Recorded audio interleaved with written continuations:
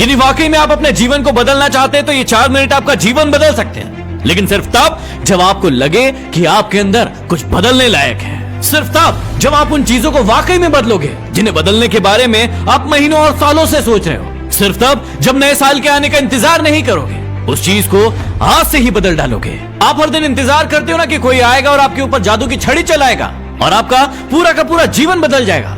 क्या वाकई में आपको ऐसा लगता है कि ऐसा होगा, या सिर्फ बहानों के तले अपने जीवन को दबाए चले जा रहे हो? पहले लेट उठने का बहाना बनाया, उसके बाद बहाना बनाया पढ़ाई ना करने का, और उसके बाद अब कह रहे हो कि यदि आपकी कोई मदद कर देता तो आज आप कहीं और होते। याद रखना कि मूर्खों की लिस्ट में सिर्फ और सिर्फ समस्याएं होती है, और समझदार की लिस्ट में उन समस्याओं का समाधान। आपको सिर्फ ये क्यों लगता है कि सिर्फ आपके जीवन में ही समस्याएं चल रही है, बाकी किसी और के जीवन में कोई समस्या ही नहीं है?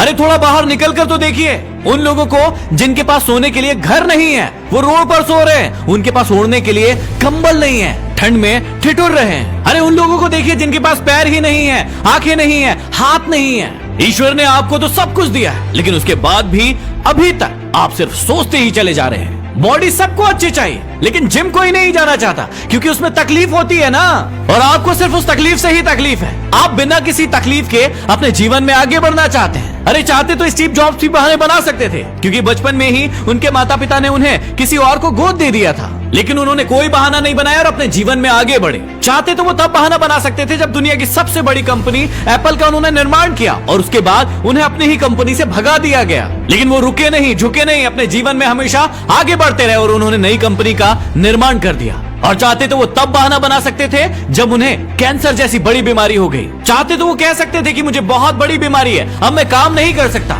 लेकिन उन्होंने ऐसा नहीं किया। उन्होंने एप्पल को पूरी दुनिया की सर्व